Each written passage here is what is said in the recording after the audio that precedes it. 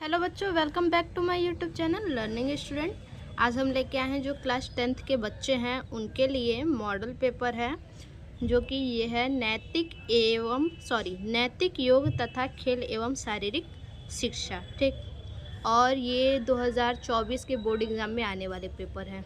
ठीक, तो इस पेपर को आप अच्छे से देख लीजिए, समझ लीजिए, कॉपी पेन साथ में ले करके बैठिएगा। अब देखिए पहला क्वेश्चन हमारा क्या है। पहला क्वेश्चन है हमारा, नैतिकता का संबंध है। नैतिकता का संबंध इन चारों में से किससे है? समाज से, धर्म से, बुराई से, पाप से।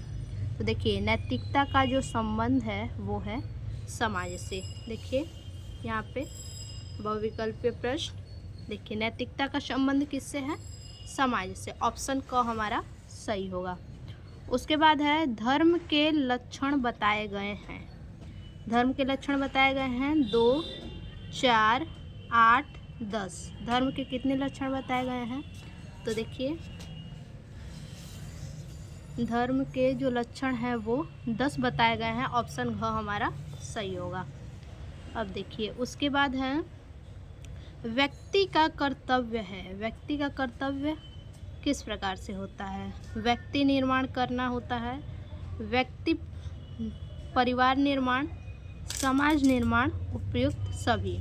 तो व्यक्ति का जो कर्तव्य है वो होगा, व्यक्ति निर्माण भी होगा, परिवार निर्माण भी होगा और समाज निर्माण भी होगा। ठीक, तो ऑप्शन घ हमारा सही होगा, उपयुक्त सभी। देखिए ऑप्शन घ हमारा सही है, उपयुक्त सभी। अब उसके बाद चौथा है, मनुष्य एक सामाजिक प्राणी है। किसने कहा? किसने कहा है कि मनुष्य क्या है? एक सामाजिक प्राणी है। पंडित श्री राम शर्मा आचार्य ने, अरस्तु ने, स्वामी विवेकानंद ने या फिर सुभाष चंद्र बोस ने। तो देखिए मनुष्य एक सामाजिक प्राणी है, ये अरस्तु ने कहा था। ऑप्शन ख हमारा सही होगा। देखिए ऑप्शन ख अरस्तु। ठीक, अब अगला 5 नंबर क्वेश्चन है, भारत में सर्वाधिक जनसंख्या किस धर्म को मानने वाली है? किस धर्म को मानने वाले अधिक लोग हैं? अधिक जनसंख्या किस धर्म को मानने वाला है? हिंदू, मुस्लिम, सिख, ईसाई। तो ऑप्शन क हमारा सही होगा, हिंदू। भारत में सर्वाधिक जनसंख्या हिंदू धर्म को मानने वाला है। देखिए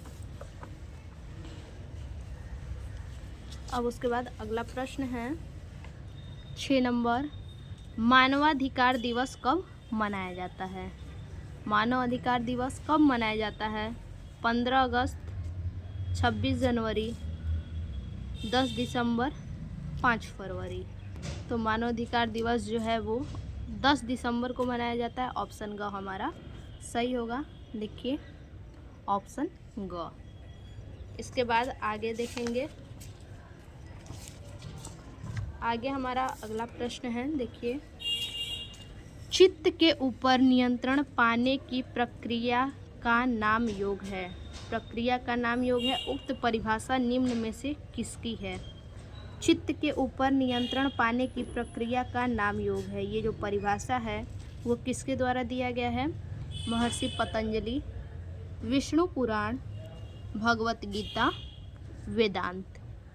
तो ये जो परिभाषा है वो महर्षि पतंजलि के द्वारा दिया गया है। ऑप्शन का हमारा सही होगा। देखिए महर्षि पतंजलि। अब देखिए दूसरा है 8 नंबर प्रश्न, शारीरिक शिक्षा का लक्ष्य है। शारीरिक शिक्षा का क्या लक्ष्य है? स्वास्थ्य में सुधार, मूल्य क्रियाओं में सुधार, चरित्र उत्थान, उपयुक्त सभी। तो शारीरिक शिक्षा यानी जो शारीरिक शिक्षा का लक्ष्य है वो क्या होता है? स्वास्थ्य में सुधार भी होता है कि स्वास्थ्य में हम क्या करें? सुधार करें। मूल्य क्रियाओं में भी सुधार होता है और चरित्र में भी उत्थान होता है, यानी चरित्र में भी सुधार होता है। तो 8वां का हमारा जो ऑप्शन सही होगा वो होगा उपयुक्त सभी। ठीक, शारीरिक शिक्षा का लक्ष्य है उपयुक्त सभी। देखिए घ ऑप्शन हमारा सही है। उसके बाद 9 नंबर क्वेश्चन है, शरीर के रक्त को शुद्ध करती है। शरीर के रक्त को कौन शुद्ध करता है? Carbon dioxide, nitrogen, hydrogen, oxygen. तो हमारे शरीर के रक्त को जो शुद्ध करता है वो है ऑक्सीजन। ठीक, अब अगला क्वेश्चन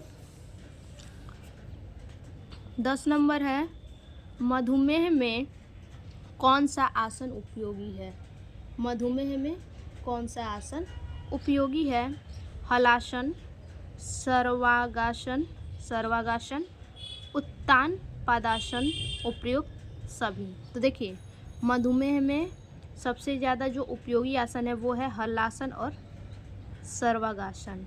उत्तरापादासन ये नहीं है, और इसमें उपयुक्त सभी दिया है तो उत्तरापादासन इसमें होगा नहीं, तो इसलिए आप या तो हलासन ऑप्शन सही लगाएंगे या तो सर्वांगसम, क्योंकि ये जो आसन उपयोगी आसन है मधुमेह के लिए वो यही दोनों आसन है जो उपयोगी है, हलासन और सर्वांगासन। ठीक, अब देखिए हलासन हमने यहाँ पे लिखा है हलासन। ठीक, अब देखेंगे इसके बाद अति लघु उत्तरीय प्रश्न। ठीक, देखिए पहला प्रश्न है, वायु संक्रमण को समझाइए। वायु संक्रमण कैसे होता है उसको समझाइए। तो देखिए कैसे होता है,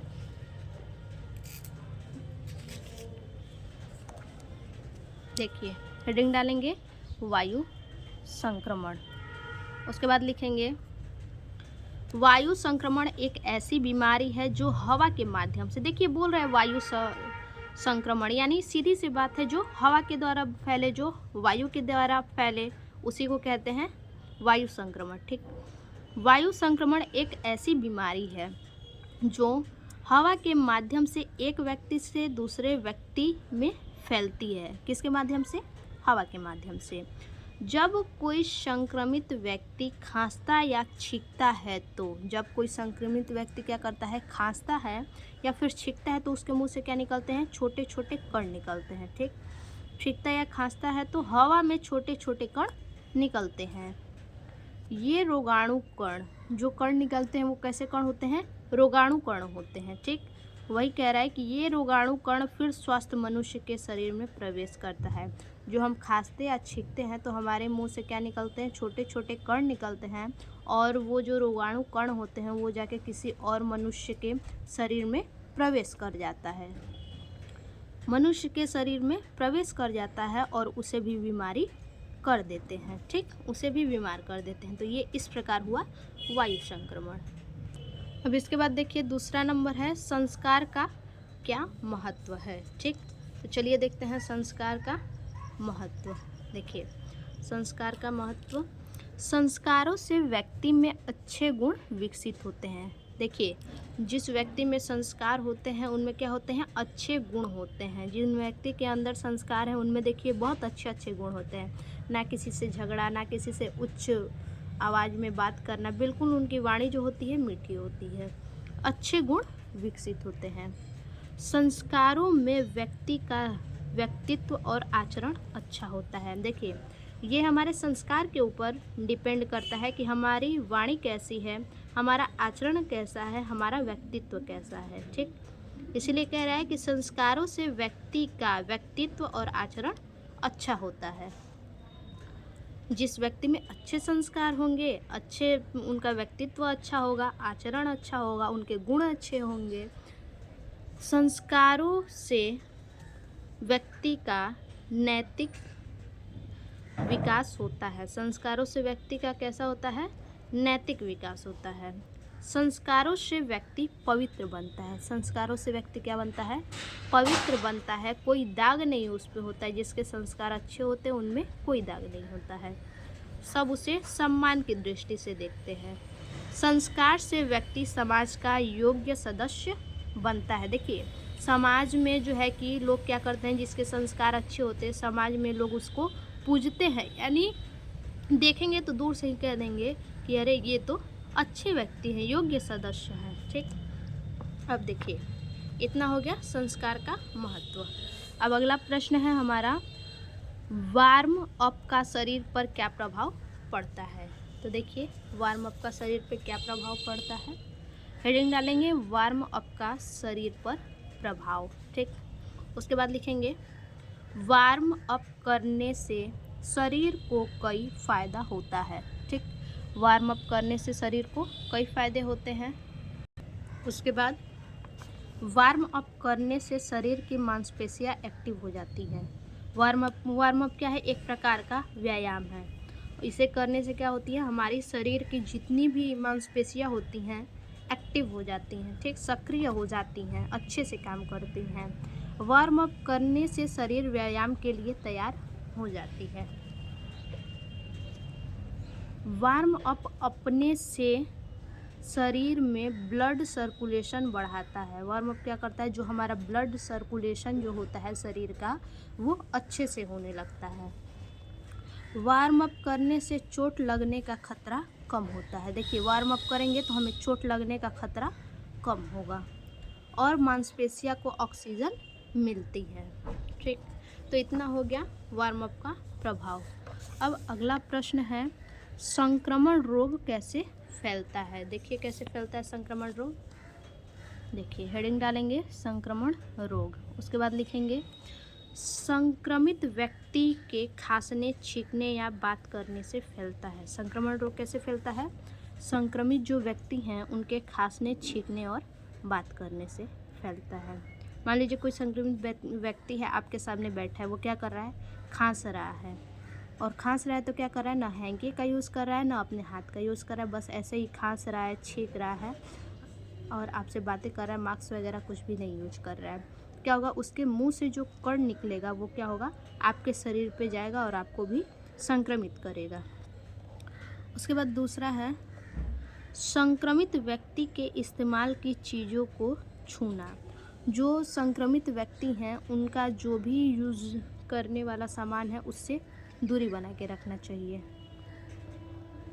तीसरा नंबर है, दूषित भोजन या पानी का पीना। दूषित भोजन या पानी का पीना, यानी दूषित भोजन को नहीं पीना चाहिए और क्या, जो पानी वगैरह उनका जो भी खाना पीना जूठा है उससे दूरी बना के रखना चाहिए। दूषित सतहों से संपर्क में आना। जो दूषित सतह हैं उनके संपर्क में आने से भी ये फैलता है। अब देखिए अगला प्रश्न है हमारा, खेल को परिभाषित कीजिए। देखिए खेल का परिभाषा, खेल को शारीरिक गतिविधि के रूप में परिभाषित किया जा सकता है, ठीक। कैसे? शारीरिक गतिविधि जो मनोरंजन और सहभागी होती है। खेल क्या होता है? मनोरंजन होता है और सहभागी होता है। खेलने से हमें क्या होता है? मनोरंजन प्राप्त होता है, आनंद प्राप्त होता है और उसमें सहभागी यानी बहुत लोगों के मिलने से क्या होता है? हम खेल खेलते हैं। खेल शारीरिक और मानसिक विकास में मदद करता है। खेलने से हमारे शरीर में शारीरिक और मानसिक यानी मानसिक विकास होता है। अब देखिए अगला प्रश्न है हमारा, मानव शरीर में सबसे लंबी अस्थि कौन सी है? देखिए कौन सी है। देखिए मानव शरीर में सबसे लंबी अस्थि नितंब अस्थि होती है। क्या होती है? नितंब अस्थि, यानी कमर के अस्थि को नितंब अस्थि कहते हैं।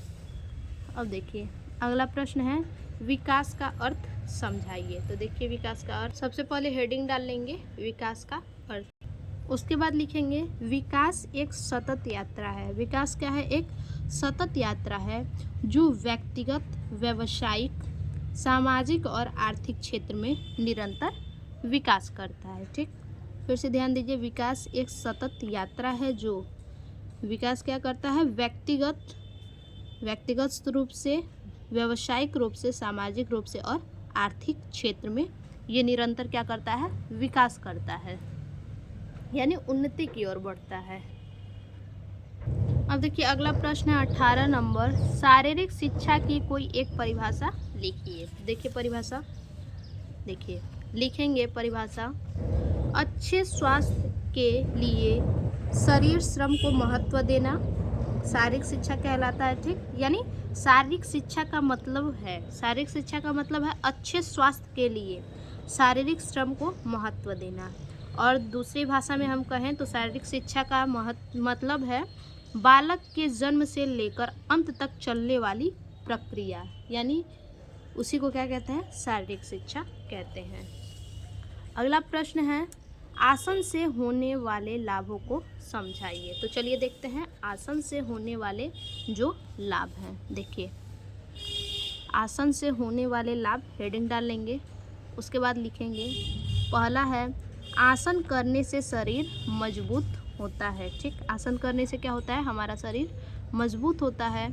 दूसरा है, रक्त संचार बेहतर होता है। आसन करने से हमारा जो रक्त संचार होता है, ब्लड सर्कुलेशन होता है, वो बहुत ही अच्छा होता है। मांसपेशियाँ लचीली होती हैं। ठीक, मांसपेशियाँ जो हमारे बॉडी की मांसपेशियाँ हैं वो बिल्कुल लचीली होती हैं, एक्टिव होती हैं।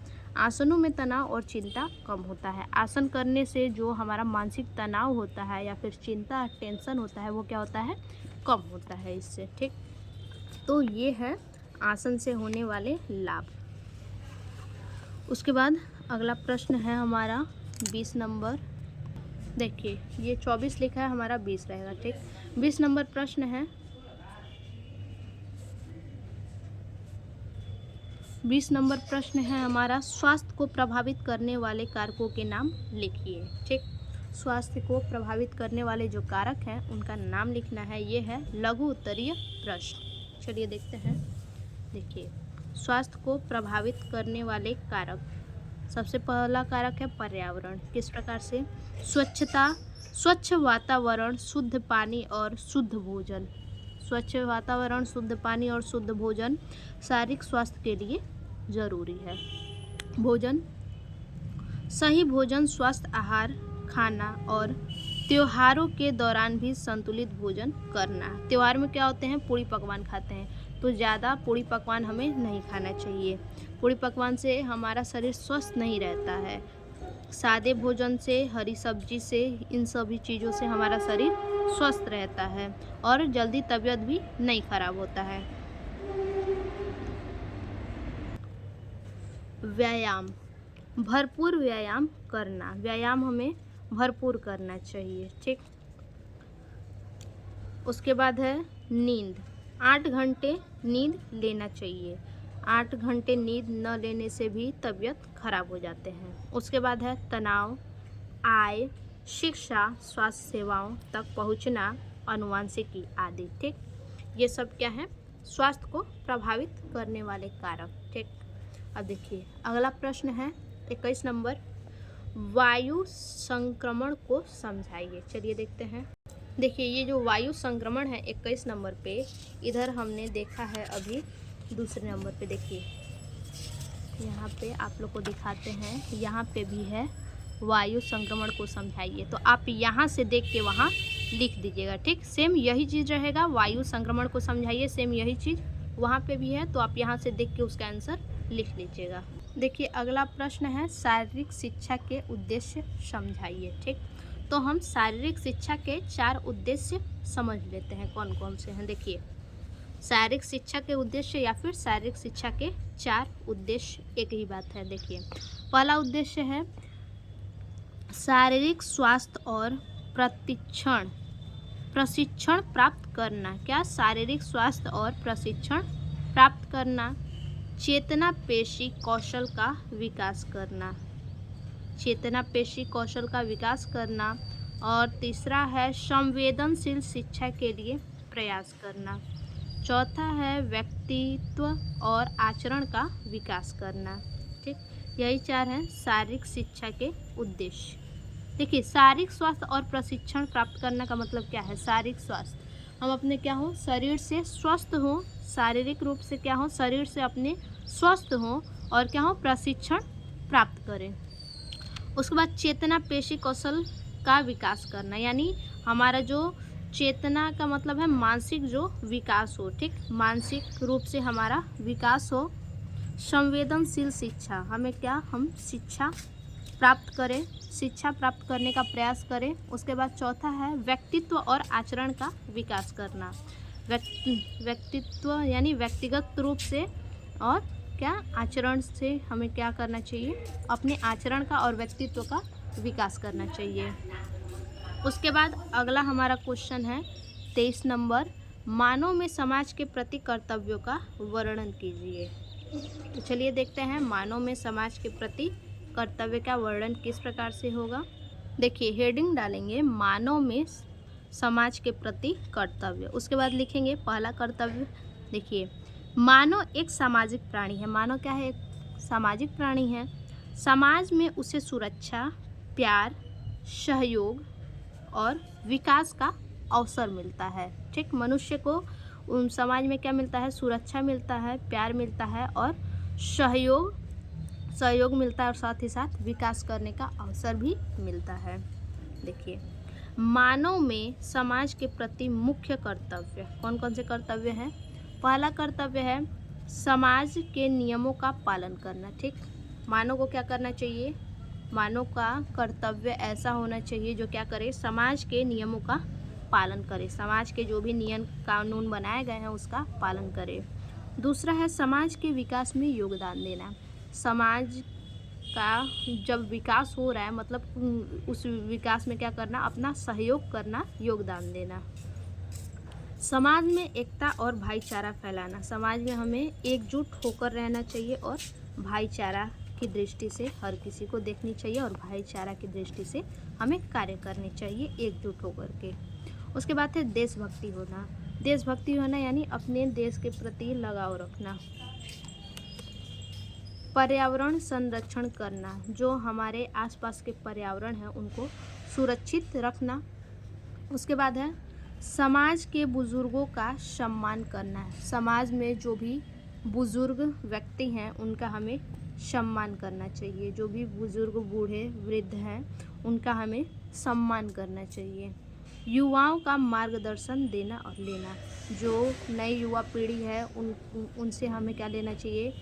उन्हें हमें मार्गदर्शन देना चाहिए और जो पुरानी युवा पीढ़ी है उनसे हमें मार्गदर्शन लेना चाहिए। तो ये हो गया मानव में समाज के प्रति कर्तव्य। उसके बाद अगला प्रश्न है, देख सकते हैं आप, वीमेन पावर लाइन क्या है? ठीक, तो चलिए देखते हैं वीमेन पावर लाइन क्या है। देखिए वीमेन पावर लाइन हेडिंग डालेंगे, उसके बाद लिखेंगे महिला शक्ति लाइन एक ऐसी सेवा है। महिला शक्ति लाइन एक ऐसी सेवा है जो महिलाओं को सुरक्षित रखने के लिए बनाई गई है। किसके लिए बनाई गई है? महिलाओं को सुरक्षित रखने के लिए बनाई गई है। अगर किसी भी महिला को कोई समस्या हो रही है, अगर किसी महिला को कोई समस्या हो रही है, जो देखिए महिला शक्ति के लिए एक हेल्पलाइन नंबर बनाई गई है, एक सेवा बनाई गई है जो महिलाओं को सुरक्षित रखने के लिए बनाई गई है। ठीक, अगर किसी महिलाओं को कोई समस्या हो रही है, कोई कष्ट हो रहा है, जैसे में घरेलू हिंसा उनके साथ हो रहा है, छेड़छाड़ हो रहा है या कोई अन्य परेशानी हो तो वह महिला हेल्पलाइन नंबर पर कॉल कर सकती हैं। ठीक, महिला हेल्पलाइन नंबर पे ये क्या कर सकती हैं? कॉल कर सकती हैं। इस सेवा के जरिए, ये जो महिला हेल्पलाइन नंबर है, इसके जरिए महिलाओं को सुरक्षा, सलाह और सहायता में मदद मिलती है। तो ये हो गया वीमेन पावर लाइन, यानी एक तरह से आप कह लीजिए महिला सशक्तिकरण। ठीक, अब देखिए इसके बाद हमारा अगला प्रश्न है, 24 नंबर हो गया वीमेन पावर लाइन। अगला है दीर्घ उत्तरीय प्रश्न, इसमें है 25 नंबर क्वेश्चन। ठीक, 25 नंबर क्वेश्चन है हमारा, स्वास्थ्य को प्रभावित करने वाले कारकों के नाम लिखिए। ये किस में है? 5 नंबर में। ठीक, स्वास्थ्य को प्रभावित करने वाले कारक देख लेते हैं। देखिए दीर्घ उत्तरीय प्रश्न से है, ये क्वेश्चन नंबर 25 है ये। ठीक, 25 है। हेडिंग डालेंगे स्वास्थ्य को प्रभावित करने वाले कारक, उसके बाद लिखेंगे स्वास्थ्य एक जटिल अवधारणा है। स्वास्थ्य क्या है? एक प्रकार का जटिल अवधारणा है और इसे प्रभावित करने वाले कई कारक हैं। ठीक, स्वास्थ्य को प्रभावित करने वाले कई कारक हैं जो निम्न हैं। ठीक, ये कारक निम्न है। पहला है व्यक्तिगत कारक। व्यक्तिगत कारक के अंतर्गत कौन कौन से हैं? तो देखिए व्यक्तिगत कारक के अंतर्गत हैं, यानी व्यक्तिगत मतलब व्यक्तित्व रूप से आनुवंशिकता, शारीरिक गतिविधि, नींद, तनाव, आहार, व्यसन। ठीक, ये है व्यक्तिगत कारक। दूसरा है सामाजिक कारक। ठीक, सामाजिक कारक देखिए, सामाजिक कारक के अंतर्गत है सामाजिक समर्थन, यानी सामाजिक रूप से समाज के लिए, सामाजिक समर्थन, सामाजिक आर्थिक स्थिति, शिक्षा, संस्कृति, मान्यताएं। ठीक, यानी समाज के लिए जो भी कारक हैं। उसके बाद आर्थिक कारक। ठीक, आर्थिक कारक आर्थिक रूप से जो कारक हैं, आय, स्वास्थ्य, बीमा, ये दोनों कारक आर्थिक कारक हैं। ठीक, उसके बाद है चौथा कारक पर्यावरणीय कारक, यानी पर्यावरण के लिए, वायु प्रदूषण, जल प्रदूषण, शोर प्रदूषण। ठीक, ये पर्यावरणीय कारक है पर्यावरण के लिए। उसके बाद स्वास्थ्य को प्रभावित करने वाले अन्य कारक भी हैं कुछ। अन्य कारक कौन कौन से हैं देखिए, अन्य कारक में पहला है आयु। किस प्रकार से?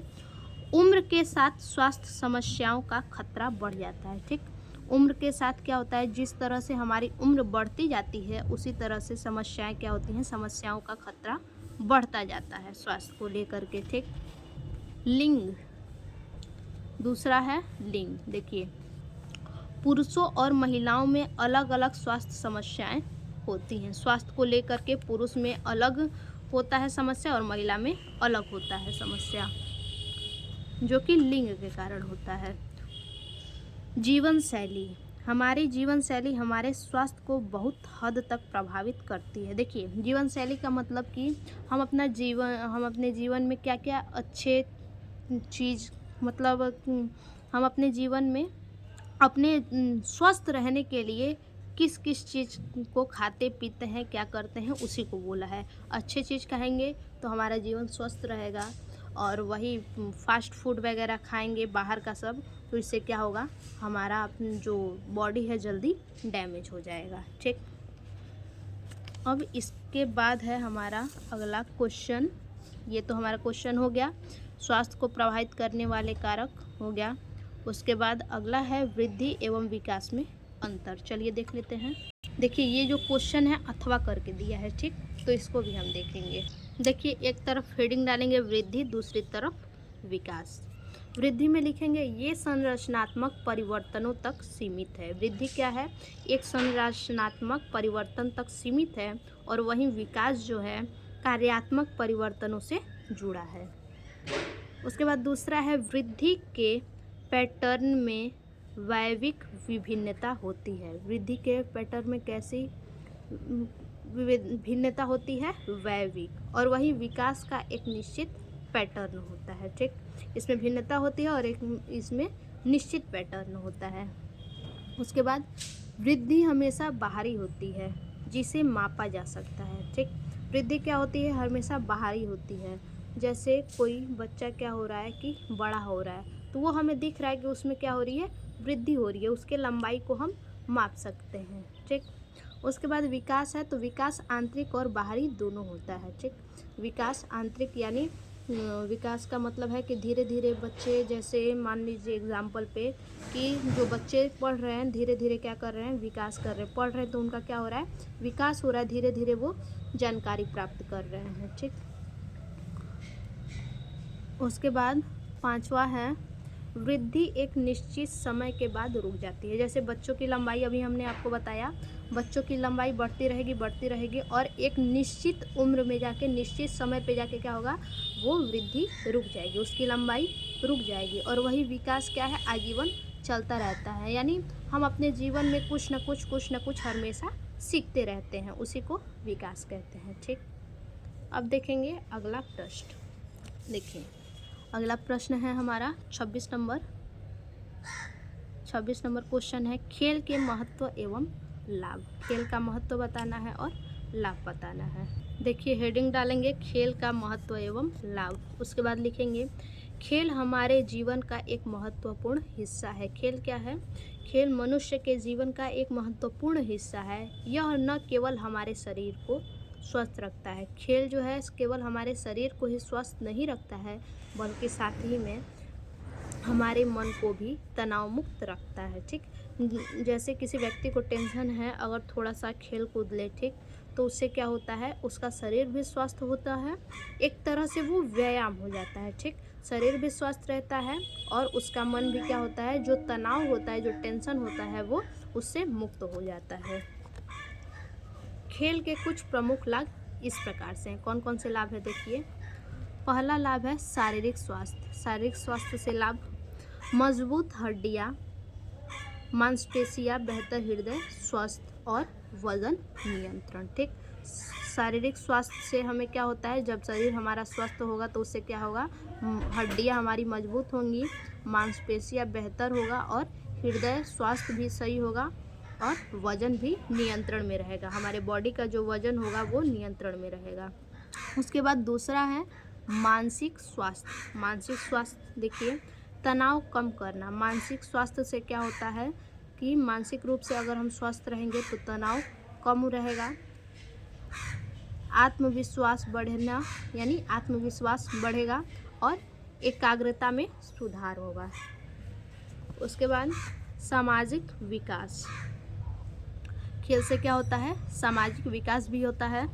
दोस्ती, खेल खेलने से क्या होता है, सामाजिक विकास यानी दोस्ती होती है और टीम वर्क भी अच्छा चलता है। अगर हम ग्रुप में रह के कोई काम करेंगे तो क्या होगा, अच्छा चलेगा कार्य और नेतृत्व का कौशल विकास होगा। ठीक, उसके बाद अन्य लाभ। अन्य लाभ कौन कौन से हैं, अनुशासन, अनुशासन में रहेंगे, समय प्रबंधन यानी समय को क्या करेंगे, टाइम को बाध्य लेंगे कि इस टाइम में ऐसे ये काम करना है। ठीक, और आत्मविश्वास। उसके बाद अथवा करके, देखिए अथवा करके, ये तो हमारा क्वेश्चन हो गया खेल का महत्व और लाभ। अथवा करके इसमें एक और प्रश्न है, देखिए आसन को परिभाषित करते हुए उद्देश्य बताइए। तो चलिए उद्देश्य बताते हैं। देखिए हेडिंग डालेंगे आसन, उसके बाद लिखेंगे आसन योग एक महत्वपूर्ण अंग है। आसन क्या है, आसन योग एक महत्वपूर्ण अंग है। इसे शरीर की विभिन्न स्थितियों में ले जाना कहा जाता है। ये आसन क्या करता है कि शरीर की विभिन्न स्थितियों में ले जाता है। ऐसा कहा जाता है कि ये शरीर की विभिन्न स्थितियों में आसन ले जाता है। ये स्थितियाँ शरीर और मन को स्वस्थ रखने में मदद करती हैं। ये स्थिति क्या करती हैं, शरीर और मन को स्वस्थ रखने में मदद करती हैं। ठीक, उसके बाद है आसन के उद्देश्य। कौन कौन से उद्देश्य हैं देखिए पहला उद्देश्य है शारीरिक स्वास्थ्य। शारीरिक स्वास्थ्य किस प्रकार से, शरीर को लचीला बनाना। ठीक, आसन से क्या होता है कि शरीर हमारा स्वस्थ रहता है, शरीर को लचीला बनाता है और मांसपेशियों को मजबूत करता है, पाचन तंत्र को बेहतर बनाता है और रक्त परिसंचरण तंत्र को बढ़ाता है। ठीक, उसके बाद है मानसिक स्वास्थ्य। मानसिक स्वास्थ्य क्या है, यानी मानसिक रूप से। ठीक, तनाव को कम करना। आसन करने से मानसिक स्वास्थ्य हमें मिलती है। मानसिक स्वास्थ्य में क्या होता है, तनाव कम होता है, चिंता दूर करना, चिंता कम होता है और चिंता को ये दूर कर देता है और यह ध्यान केंद्रित करने और एकाग्रता बढ़ाने में भी मदद करता है। ये क्या करता है, ध्यान को केंद्रित करता है और एकाग्रता को बढ़ाने में मदद करता है। उसके बाद हमारा अगला हेडिंग है आध्यात्मिक विकास। आसन से आध्यात्मिक विकास भी होता है। किस प्रकार से, आध्यात्मिक विकास के अंतर्गत क्या है देखिए, शरीर और मन को एकीकृत करके आध्यात्मिक विकास में मदद करता है। ठीक, शरीर और मन को एकीकृत करके आसन करने से क्या होता है, आध्यात्मिक विकास किस प्रकार से है, तो आध्यात्मिक विकास में है कि हमारा शरीर और मन को क्या करता है, आसन एकाग्रित करता है और एकीकृत करके आध्यात्मिक विकास में मदद करता है। उसके बाद है रोग प्रतिरोधक क्षमता। ठीक, रोग प्रतिरोधक क्षमता को क्या करता है, ये आसन करने से हमारा जो रोग प्रतिरोधक क्षमता है वो बढ़ता है, रोग से लड़ने में मदद करता है। ठीक, देखिए रोग प्रतिरोधक क्षमता को बढ़ाकर हमें बीमारियों से बचाता है। ठीक, तो ये जो पेपर है हमने पूरा इसका क्वेश्चन आपको सॉल्व करके दे दिया, तो इस पेपर को आप ज़रूर से सॉल्व कर लीजिएगा, आपको बहुत ज़्यादा हेल्प मिलेगा फिर से मिलते हैं एक और नए वीडियो में, तब तक के लिए धन्यवाद।